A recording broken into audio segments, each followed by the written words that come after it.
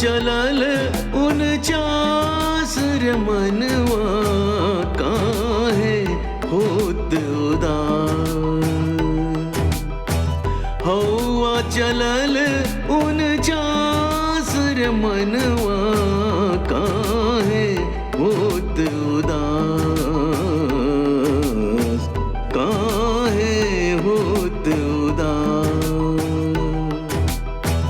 हवा चलल उन चासर मनवा काहे होत उदास, काहे होत उदास।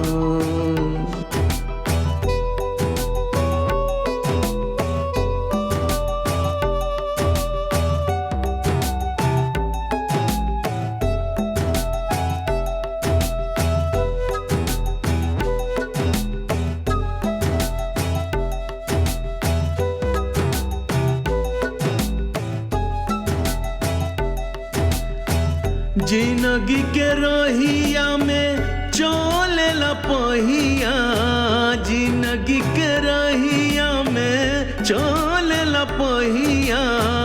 केहू बतावे रुकल कहिया, केहू बतावे रुकल कहिया। दुख सुख रही आस पास रे मनवा काहे होत उदास। दुख सुख रही आस पास रे मनवा काहे होत उदास, काहे होत उदास।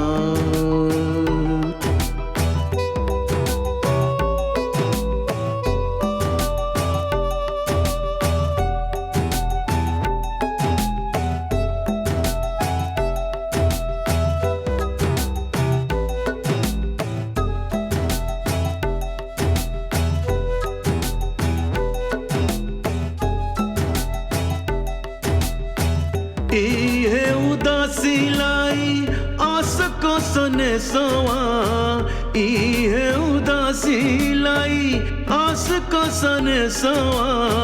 इहे उगाई सोना कबीरवा, इहे उगाई सोना कबीरवा।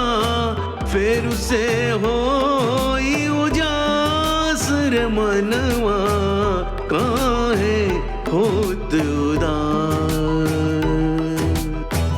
हवा चलल उन चासर मनवा काहे होत उदास, काहे होत उदास। हवा चलल उन चासर मनवा काहे